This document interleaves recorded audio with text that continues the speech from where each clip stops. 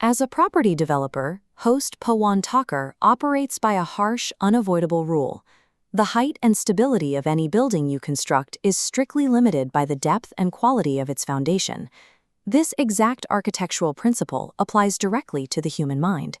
In a seminal philosophical text by Sri Ram Sharma Acharya, we find a highly specific blueprint for engineering human consciousness.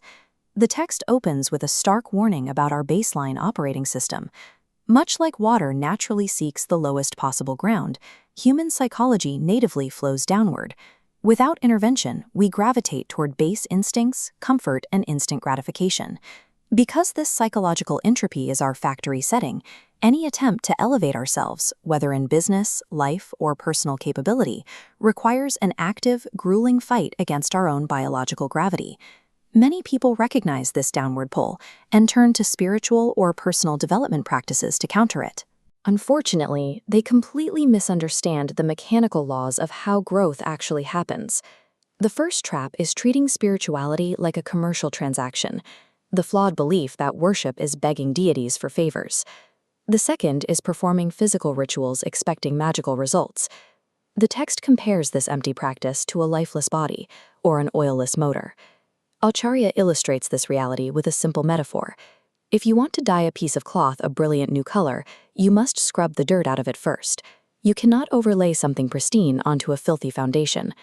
When we avoid the harsh, unglamorous internal work of cleaning our own slate and treat personal growth as a quick transaction, we engineer our own failure. The text reframes practices like Gayatri sadhana entirely. The goal here is Atma Parishkar, the deep, systematic refinement of the self, rather than a pursuit of external rewards. This process is called Bhumi Shodhan, which translates to purifying the ground. Returning to our property metaphor, before you can plant seeds or pour concrete, the hardened earth must be mechanically churned, broken up, and prepared. To cultivate the human machine, we require two specific tools. The first is yoga.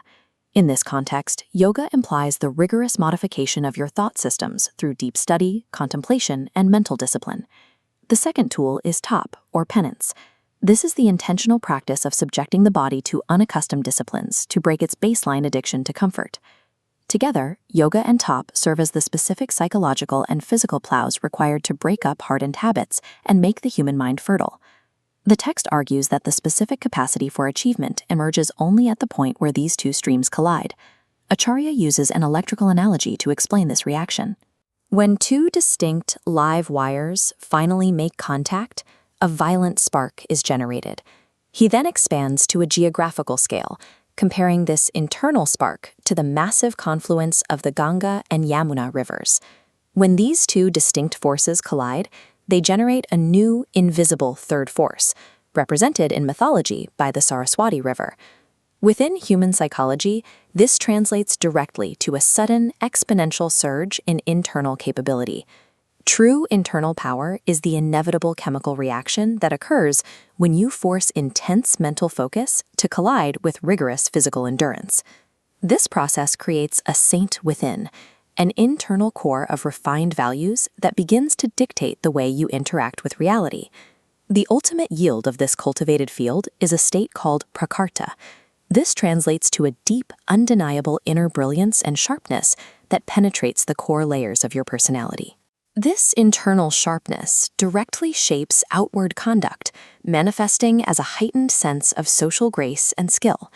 Because others instinctively perceive this clarity of character, their evaluation of you changes, leading to a natural increase in cooperation and respect. Whether you are building a skyscraper or building a life, the rule remains absolute. True success is a meticulously harvested yield.